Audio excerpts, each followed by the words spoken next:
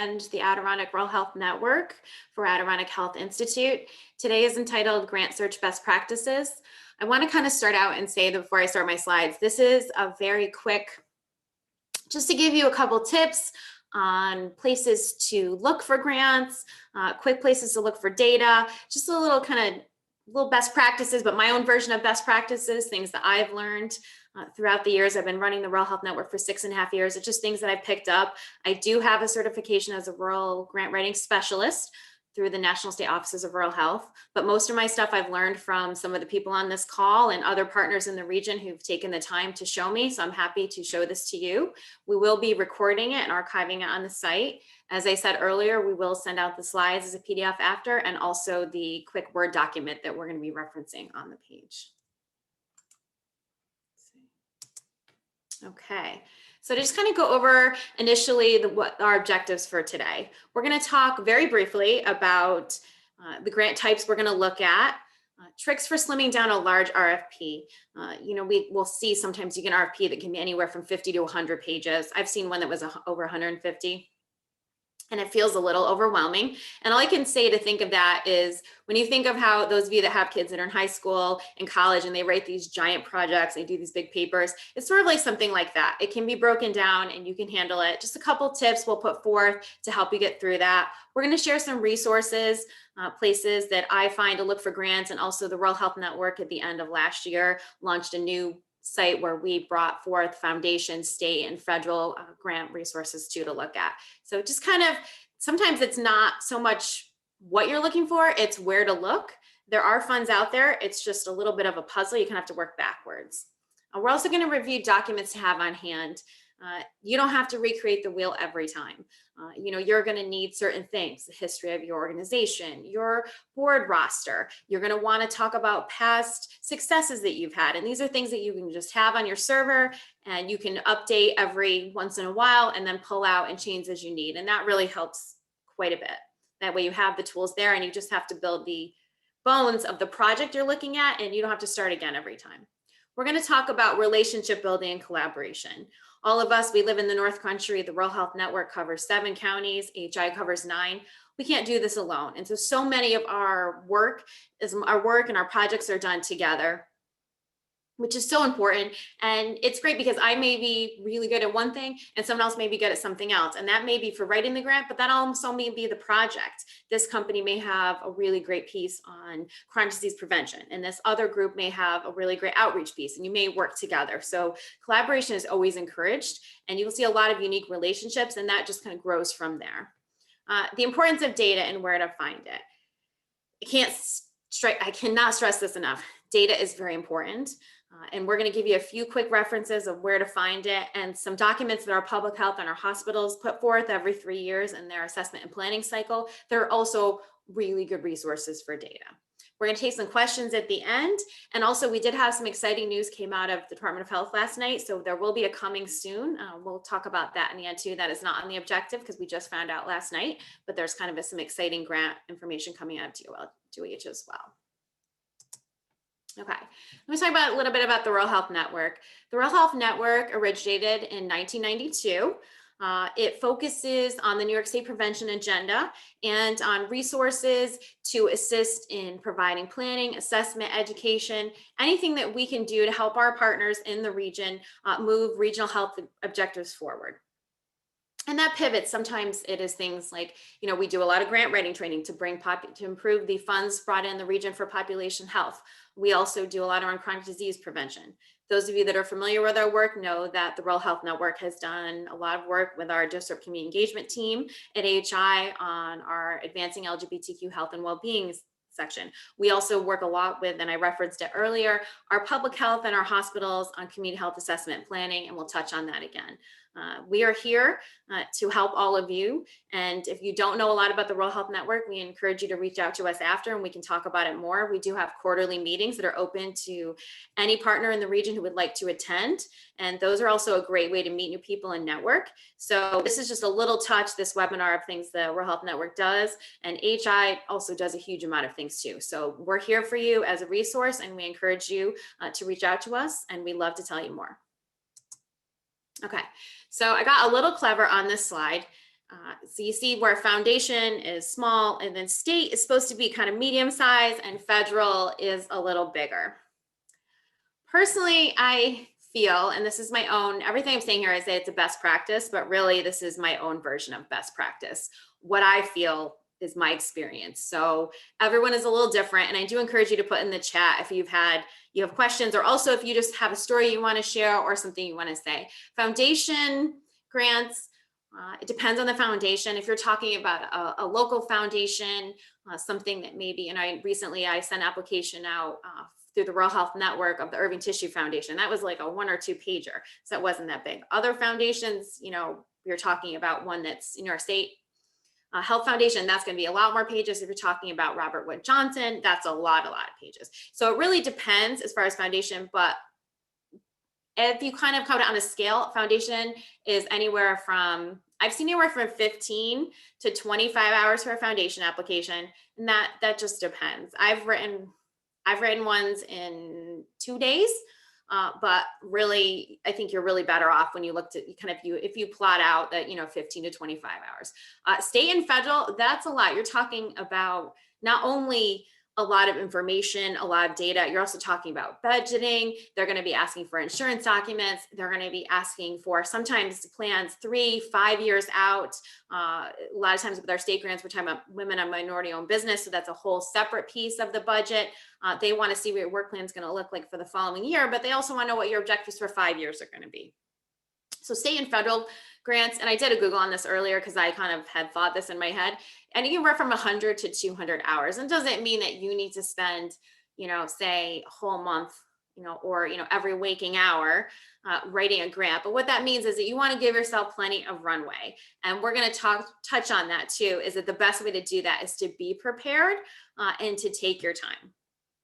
So we'll talk about that more. I would just say never to be intimidated, because as I talked about earlier, our kids do these huge projects. And I know that my son did a huge paper actually on the effects of trauma. And it seemed, it was a presentation and it was slides and it was a huge paper. And it felt to me, as he's telling me all these, I'm thinking that is so much. But at the same time, these grants we do, it's the same thing. It's just a big project and we get through it, and you feel anxious, and then you feel a sense of relief when you push the button, you submit it, and then they come back. And if you get it, you're excited. And then you say, okay, how are we going to make this happen? So it can be done.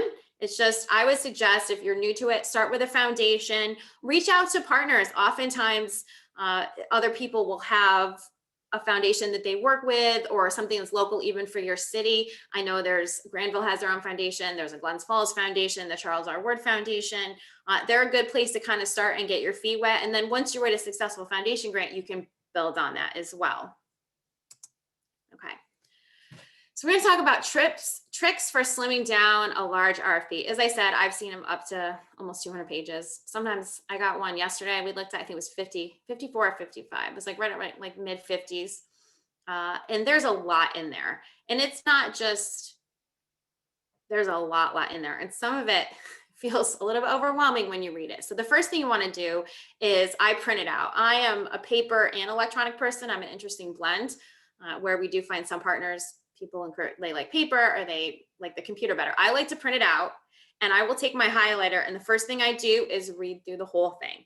And I will take that highlighter and I will highlight things. I may use 2 different colors. I'll take a red pen, I'll circle, I'll write questions in the margins, and I go through that. I take a really, as my boss Nancy would say, a deep dive into that, because that's the best way to really do it.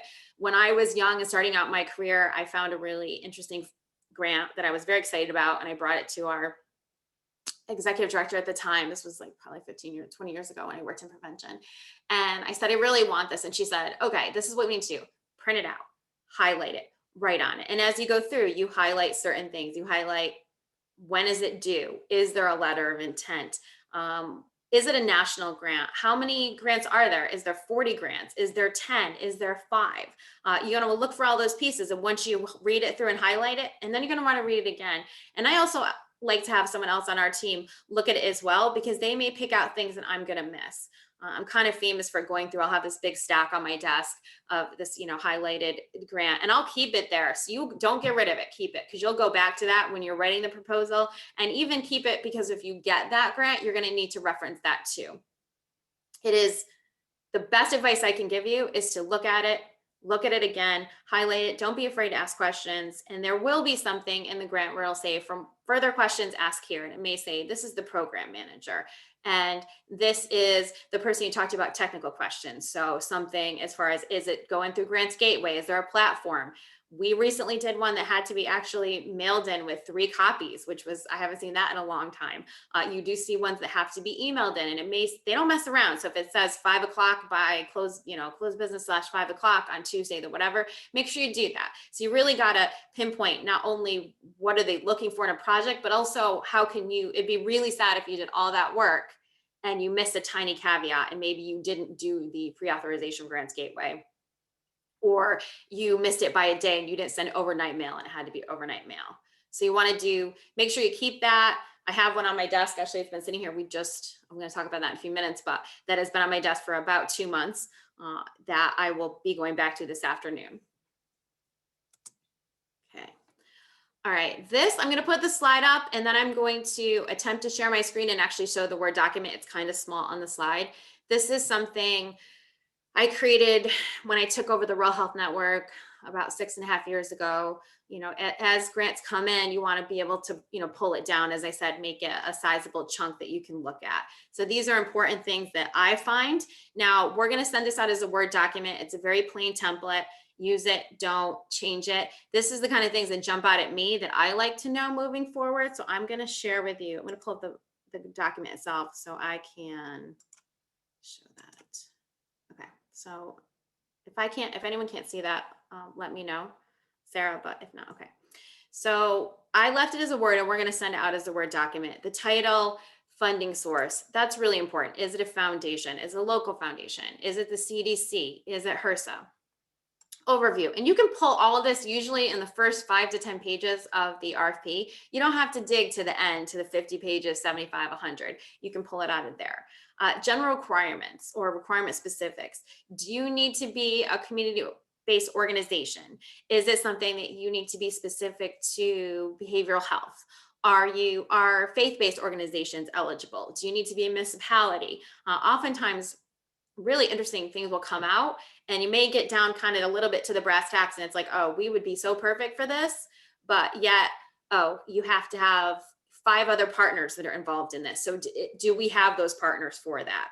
Or is it something where you have to be a city to do this? Or is it based where you have to be in a certain piece of the country? Do you have to be rural? And there's a way to check if you're rural, and that often will come up in grants as well. We could do a whole webinar on how to tell if you're rural. So things like that, the general requirements and specifics are really, really important.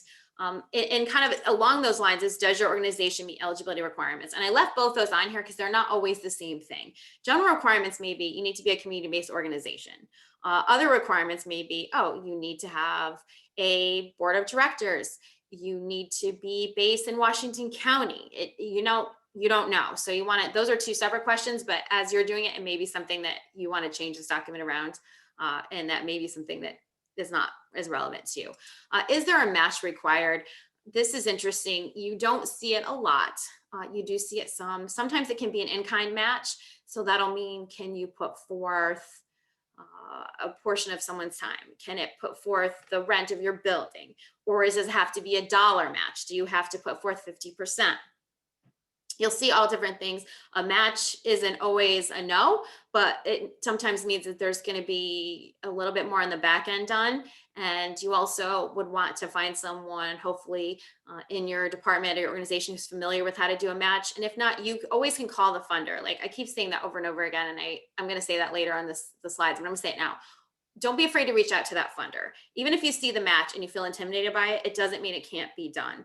It just means it may be a little bit heavier lift, or maybe just different. But once you do one, you do one. They're very different, but never be afraid to speak to a funder. And I'm going to tell a story about that in a few minutes, about how we had a really good outcome when I reached out to a funder directly, who was so accommodating, because they want to work with you. You know, their job is to get these funds out there and to improve the health of our region. I say health because most of our grants are focused around health and well-being.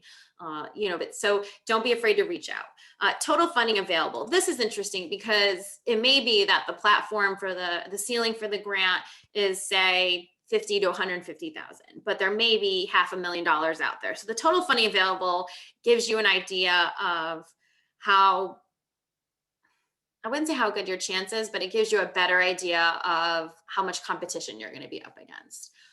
The average contract, we've been seeing a lot of things. For instance, Mother Cabrini Foundation, they do a 1-year runway on their grants. Department of Health, usually 3 to 5 years. The Rural Health Network is a 5-year grant, but it really depends. Sometimes you'll see HRSA grants are 3 years. So you want to keep track of that, because you want to know, are you writing for just 1 year? As I used to work with someone who said, like, so we're going to put someone in a seat. We have to make sure, like, is that a 3-year commitment? Is that a 5-year? What does that look like? So you want to know what your contract's going to be. And you want to keep careful track of that, because that also really involves your budgeting too. Because it may look like a lot of money, say it's $100,000, but if you break that over 5 years, that's still a good amount of money, but that's not the same amount of money as if you had 100,000 to spend in 2 years. Target area. I left this on here because I do feel that, especially ones that the network will send out, because we really focus on the Adirondack region and that rural lens. I sent out 3 opportunities last week. And one of them was for all 7 AHN counties. But other 2 were kind of only 3 counties. And so you want to make sure that as you look at it, like, we're in Clinton, is this covered by Clinton? Okay, it's Essex. All right, you know what? This may be a great opportunity. Maybe my county isn't covered, but do I have a partner who does something similar in another region who I could share that with? A lot of this is sharing, is reaching out, or can we partner? Can they write for it? And can we do the work as well? So the average contract length, anticipated number of awards and amount. We talked about that earlier. Again, I put a lot of extras on here because I like to look at it in different ways. Is it going to be 5 awards? Is it going to be 250? Is there 15 awards? Is there 100 awards? Anticipated award date. This one is really important because, and sometimes I write things like fall of 2021, or maybe it's winter.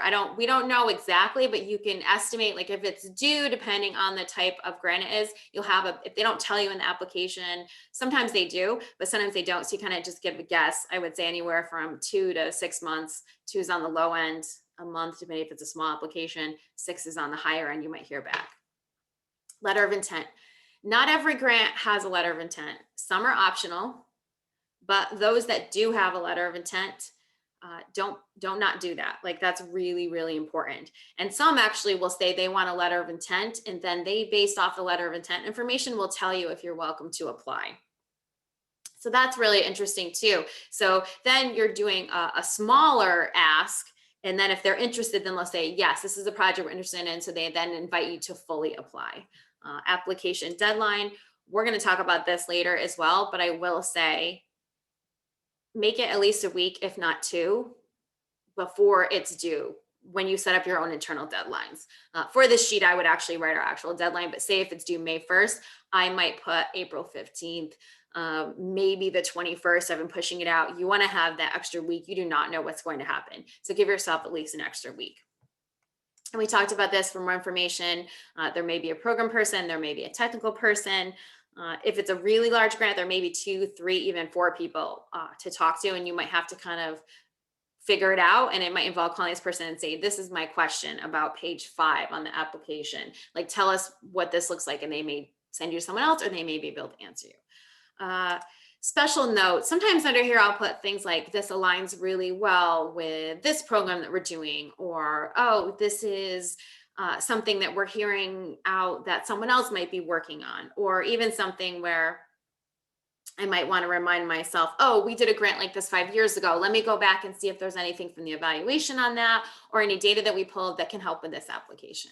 And then the website is self-explanatory. So we will be sending that out with the slides.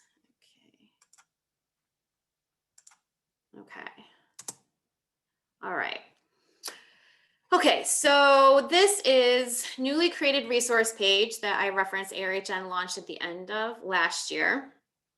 And as I said, it has local, regional, New York State, research focus opportunities, national and state opportunities. Right now there's about 17 to 20. It changes sometimes if a foundation, it's happened a few times since we launched it, where a foundation isn't accepting applications, or something new comes up, someone sends me a different one, I may add it. So it fluctuates between 17 to 20. We are always looking for more to add to it. So if you see an application come out or you hear about something interesting that's coming, please let us know. We built this thinking it was a rolling resource, living, breathing, and it would keep updating. So that's on the right, and we'll send that link out for that. Those of you that have been involved in AHN grant trainings before, I'm sure you're familiar with that resource. And then on the left, I'm going to show this website. This is one of my favorite websites for looking for grants, my absolute favorite.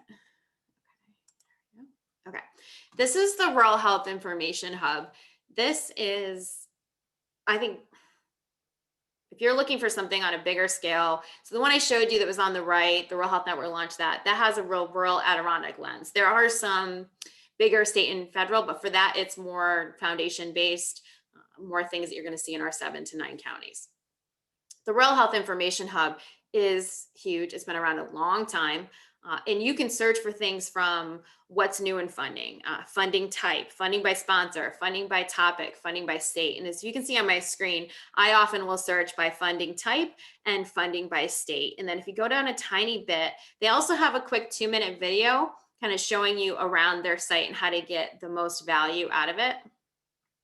So if I click on here, funding by state, you can go back, you can go all the way down, and I will click on New York, as I often do. There's a little box up here, and you can see it. It says hide inactive funding. Now they leave that on there because grant opportunities, and they have a little note over in the side, I don't know if you can see it, where it says some things come up so quickly that they like to be able to give people the idea if it comes up every year, they'll leave the inactive ones on there just to give you an idea of, okay, so we know that in the fall, this certain one comes out, or, oh, we know that in July, this one comes out. I usually hide the inactive when I do it, when I do the search, because it's just easier. So then I click on narrow type. When you click on narrow type, you can go to educational opportunities and fellowships, grants and contracts, incentives, loan repayment, and technical assistance. So just for this, I will click on grants and contracts, okay? And then it shows you all the ones that are in New York State. And you do have, these are real tiny little summaries on them, so you do need to click through to go to the full one. Down here, you'll see the Adirondack Foundation Special Needs Fund, the Sun Fund, and a lot of our partners are involved in that. You also see at the very bottom, and I'm kind of clicking fast because we're running out of time, sponsoring conference participation in organizations in New York. This is the New York State Health Foundation. This is a great one. So if you take nothing from this webinar, take this, because this is actually, if you want to send yourself or someone for your staff to a training, this is a great way to fund that. This is a rolling opportunity. They have been doing it for as long as I can remember. And I do have partners, a couple of our public health partners actually have gone to conferences and talked to me about that. Okay, so I'm gonna go back to my slides. And again, we're gonna send links for all this out. So I know I'm going through it rather quickly. Let's see. Okay. All right, I'm gonna tell you a quick story. A few months ago, our partners at Essex County Health Department reached out and said, Excelis, and you'll find this opportunity on our grant search page, we're looking, they had something, they heard about it, they were interested, they said, can you pull some data? We want to do a project where we work with our local libraries and put snowshoes in them. And Excelis was accepting applications. Unfortunately, they had just kind of come across the opportunity, and everything that was going on with COVID was so busy. And I said, yeah, we'll pull some data. What else can we do? And they said, we just don't know if we can get it written quick enough. And I said, well, I know you guys are busy. Let me give them a quick call. So I called the woman from the Excelis Foundation. She was lovely. She called me back. We had a quick conversation. I said, this is the partner. They have this alliance with their community service plan of their hospital, also aligns with their community health improvement plan of their public health department. They want to do this, but they were kind of stuck because in order to get into the application, and this was a different one, it was a form on their website. So in order to get past just the initial idea, you had to click through, and they weren't even sure if their idea was going to work. So I talked to the funder. She was very positive, and I said, obviously it's COVID and our partners are very busy. And, she was like, we want to talk to them, like help them make this happen. If they can't get it done, have them reach out to me. And so that was the really kind of a nice example of relationship building where that funder had heard of that department. They wanted to help. They understand the circumstances. So always do a quick call or a quick email and know that people, the funders want to talk to you, and just relationship building with them is so important. And it's not only initial relationship building, but also things after: a thank you card, an email. Did you write a grant and do, say, a pamphlet? Or did you do a training? Like, share that with them, because they like to see those pieces as well. Okay, we're going to talk about documents to have on hand, and we did touch on this. Keep also bring documents, reusable answers, common answers, questions, related templates, anything you can think of. Put it in a file on your server or Dropbox or whatever you use, and have it there. Things I would suggest from my experience would be your board of directors list updated, organizational history and mission. A bucket list of possible grant ideas.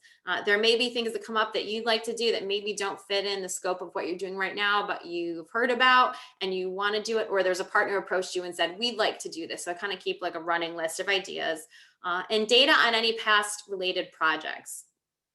For instance, if you're looking to do a training on chronic disease prevention and you did it something a year or two ago, or a partner did it, and you can talk about the great attendance rates you had by the community, or anything that you can kind of weave in is really helpful. So keep that in hand as well. Okay, and the importance of data and where to find it. Those of you know about Healthy 80K, healthy80k.org is a website that AHI oversees. And I'm going to show you Healthy 80K really quickly. This is Healthy 80K. You can find over 550 different metrics, and the data on here is Adirondack 8 blends. So it is every county. It's Clinton, Essex, Franklin, Fulton, Hamilton, Saratoga, St. Lawrence, Warren, and Washington. And it's things on food security. It is population data. It is health system, education. There's a lot of information on here. So I encourage you to check that out.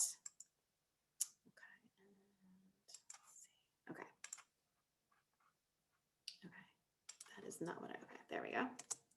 All right. Also, as I talked about earlier in my introduction, all the public health departments in the hospitals do a 3-year regional and individual community health assessment and planning cycle. And so if you're not familiar with them, you can find them linked on the AHN page, on their individual pages, and they are a wealth of information. Those partners work so hard on them, and there is so much information there. If you want to do anything related to health, there's information there. We'd also encourage you to look at, and some of you have seen this before, the Adirondack Rural Health Network. With our work with those public health and hospitals, we put forth the community executive summary. And that's kind of a snapshot of all of our region, along with infographics on each county. So not only that has really good data, but it also has those individual pages. So say if you're writing something for our partners in Hamilton County, you can download that PDF of that one pager of that infographic, and you can drop that in your grant application, or if you're doing a presentation as well. Okay, key takeaway: deadlines, deadlines, deadlines. Set your deadline a week before, 2 weeks before. I can't tell you how many times this has saved me. And ask questions and get more than one person to read it. I like to write something and then have someone who has nothing to do with the network read it, because I sometimes think I get kind of in the weeds of what I'm working on. So that's also really important. So set your deadlines early, get someone who's not in your department, completely different department, to read it, because that really helps as well. Okay, and I did want to take questions. Sarah, do we have any questions? And then I want to talk about what's coming soon as well. I know we're out of time. We don't have any questions in the chat yet. I'm waiting. Okay. But before you take questions, do you want to bring up the coming soon information? I do. So okay. We're really excited to say that last night we found out the New York State Department of Health Office of Rural Health had funded 2 tech grants, one of which is going to be focused on on-demand grant training modules.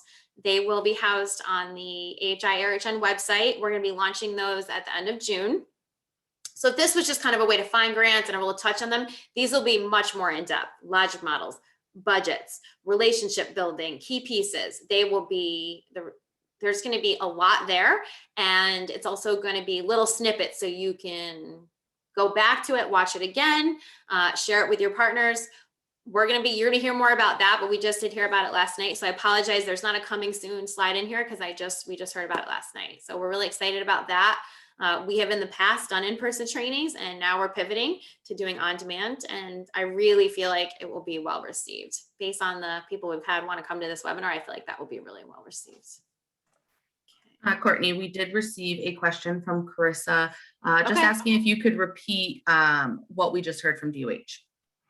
Oh, what we just heard from DOH was that we got awarded a technical assistance grant, and we're going to use those to work with Diane Leonard and her grant writing company to do on-demand mini modules. So they'll be anywhere from 15 to 30 minutes. There'll be 5 of them, and they'll have all topics of grant training. So if you've attended an AHN sponsored grant writing training in the past, it'll be something similar, but an on-demand version of that where you can go at your own pace.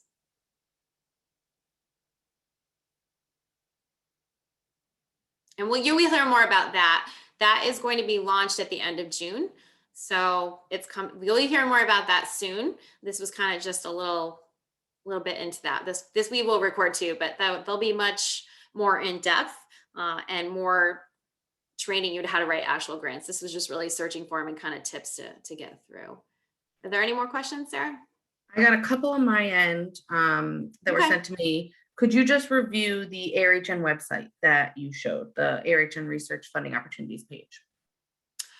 I can. Yes. And then I also got, could we send out the individual pages with the notes? And what I will do is when we go to send out notes and just like a brief overview for the webinar, and I include those materials, I'll send out the link that has all of those listed. So that way we'll cover both of those. Okay. So I'm not going to pull up the page because this Zoom is a little hinky. So if you see on the right of this slide, this is the AHN Research Funding Opportunities. And we're going to share, again, the link for this, the link for our hub, Healthy 80K, all of it in the notes, and we send it out. That is what we had created. I referenced it at the end of the year. Last year, it's a place to look for grants, and it has a rural lens. So when we built that, Sarah and I worked really hard to make sure that we had the needs of our Adirondack partners in mind. And you will see a lot of local foundations in there. Also state and federal as well, but there's really more of a local feel. And this is the one where I invited you, where if you see something on there or you hear about something and you want us to add it, please let us know. We just added the Irving Tissue Foundation last week. It is constantly, it's a living, breathing page, and we'll keep rolling more resources out with that. Again, we did record this. We're going to send out all the links. We're going to send out that Word document I showed, that quick cheat sheet. We will have all of this for you, I promise you. And the Rural Health Network is always here as a resource as well, obviously. We want to help you. We want to help you tell your story. Do we have another question, Sarah? I'm not seeing any in the chat. Okay. Just keeping it open. Okay. All right. I think you answered all the questions. Okay, so we'll put more of this out after. Definitely, this is my contact information. You know, Sarah's here as well. We will add you, anyone who's attended this webinar, we will add to our grant training listserv. So as you hear about opportunities, we hear about them, we'll send them out. When we launch the mini modules, that Department of Health training tech grant that we talked about, we will let you know. You know, it's one of our objectives to increase the funds in the region and the skills so that we can improve population health. So we'll keep pushing information out and keep sharing things with you. If anyone has any more questions, we thank you all for joining us today. This may be the first time I've ever went over on a webinar. I usually don't. I guess I should give myself a little more time. So I apologize, it was a little rushed there in the end, but we appreciate your taking your time with us today. And if you have any questions, I just saw the box come up. Chat, Sarah, chat. Oh, you're welcome, Ella Marie. Thank you. Oh, thank you, Ashley. I'd like some very nice thank you very much. Partner saying thank you to me. I appreciate that. All right, well, have a great afternoon, everyone. And if you have any questions, keep an eye out. We'll probably have this email out with the information, I would say, by the close of business tomorrow, if not sooner. And we're here if you need us. Thank you so much.